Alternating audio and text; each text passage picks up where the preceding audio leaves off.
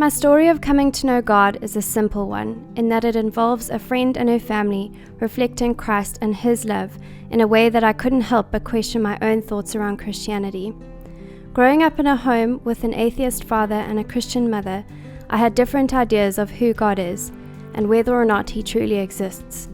I came to the conclusion that I wasn't against God, but I also wasn't particularly interested in Him or what He had to offer. Essentially, I didn't want to be challenged or changed, and therefore resisted God in every way possible.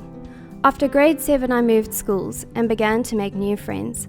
After a few months, I felt settled and happy, but there was one thing missing. I was not friends with Greta, a girl who regularly fought off the principal's demands to remove the red streak in her hair and to stop shaving only the one side of her head. In grade 10, we began to sit next to each other in art and slowly became friends. Needless to say, I was ecstatic. I knew Greta was a Christian, but I saw that as being a part of her life that wouldn't interfere with mine. I couldn't be more wrong. I started visiting her and her family and recognized something different about them. I couldn't put my finger on what it was, but I knew I wanted in. The next thing I knew, I was tagging along with them to church. At first, I was extremely apprehensive and had decided that I wouldn't let church change me.